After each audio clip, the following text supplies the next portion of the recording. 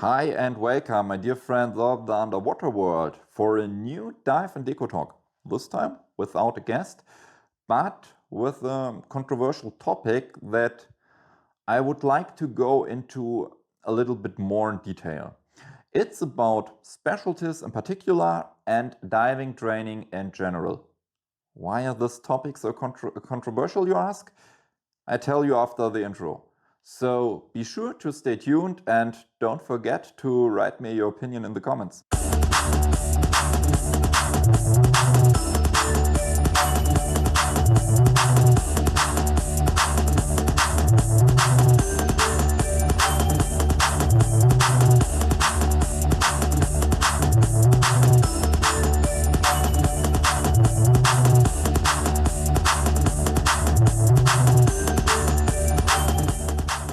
I've wanted to talk about this topic for a long time, and I thought after my last video there would be a good time for this, as I'm planning many courses there in a relatively short period of time as part of my diving training. Surely there was someone who thought it's like a certification hunter or something similar. That's why I thought I'd use today's video to talk about it a bit. And one thing in advance, if you only do one course after another without deepening and applying what you have learned, then you learn a lot, but do not internalize it, and you will probably stay at a corresponding low level for a very long period of time. That's true, but you still have to look at the matter in a more differentiated way, and that's exactly what this video is for. Of course, it all starts with your own attitude.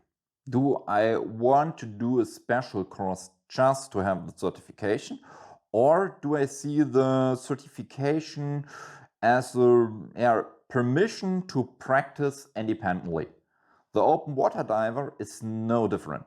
With this certification, you are allowed to practice independently in the buddy team, very similar to the driver's license. You can't say of any training that you have mastered everything perfectly right at the end, but you have the necessary basics to practice and develop independently within the framework of the training and its limits. I see it the same way. With a complete specialty alone, I am far from being a professional in this field. Quite the opposite. But I know the basics and have the necessary knowledge to pursue this activity independently with a buddy. And with further experience, you can also expand your skills bit by bit, of course again within the limits of your training. Furthermore, diving courses of all kinds always offer the opportunity to dive with other trained instructors and to exchange ideas. Of course, both are ideal conditions for learning new things. Outside of the respective diving course, you get feedback, you're broadening your horizons. Of course, the previous knowledge with which you approach a course also plays a huge role. And the fresh open water diver who has once dived after a guide on vacation would do a number of specialty courses after the vacation without much previous knowledge. Or do someone have been diving for himself for years and navigating in freshwater lakes with a very poor visibility and then does the navigation specialty?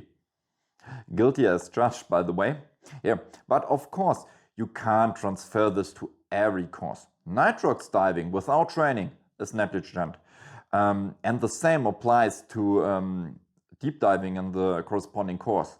But peak performance buoyancy is practiced almost at every dive. The last example in particular raises another question. If you do it all the time anyway, do you even need an extra specialty? Someone who has been diving for years certainly does not need a certification here to stay within the example of peak performance buoyancy. But for the advanced open water diving training, The corresponding dive is a priority choice for many in addition to the compulsory modules.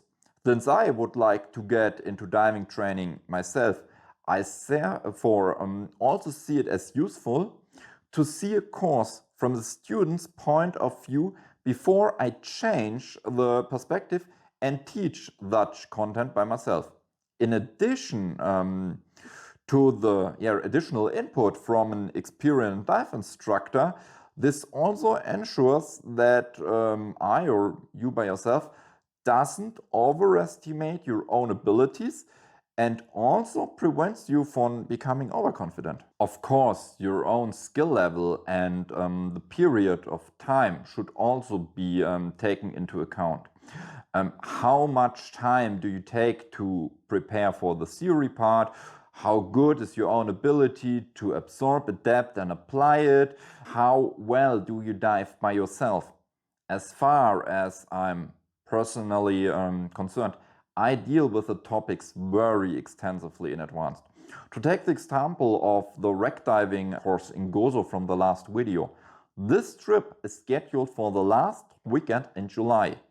I started with the theory around the turn of the year and have long since worked through it. In the next steps, I inform you well in advance about diving techniques which will be used, practice things like optimal fin strike techniques in advance, and if the techniques will be possible to do it in advance. And I also familiarize myself with the equipment and so on.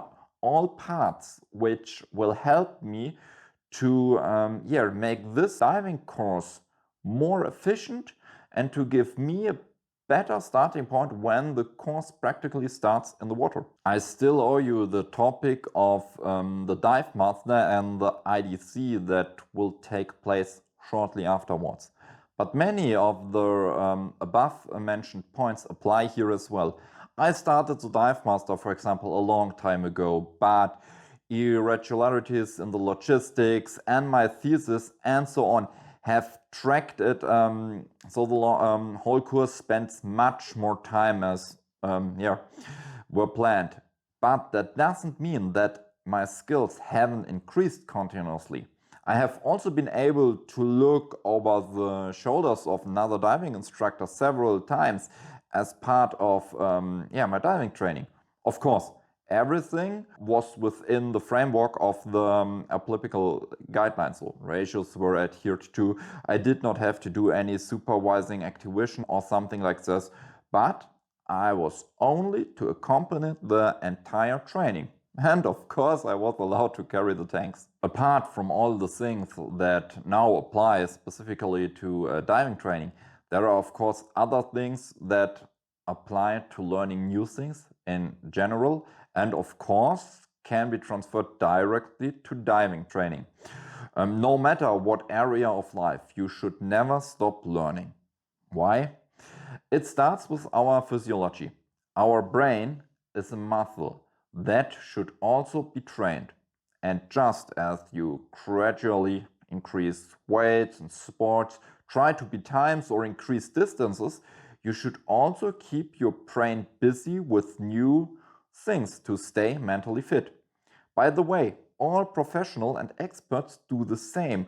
Whether in diving or another field, they continue to train and always keep up to date with the latest technology in terms of theory, because you never stop learning. This is the only way to develop yourself, because, as I often say, standing still is a step backwards. Feel free to write me in the comments if you see it differently than I do, because you can also always learn a lot from exchanging ideas with other people and never blindly insist on your own opinion. But I'll end this video now with a quote from a diving instructor friend that really couldn't be more appropriate here. Whoever claims to know everything is closer to the next diving accident than he or she thinks.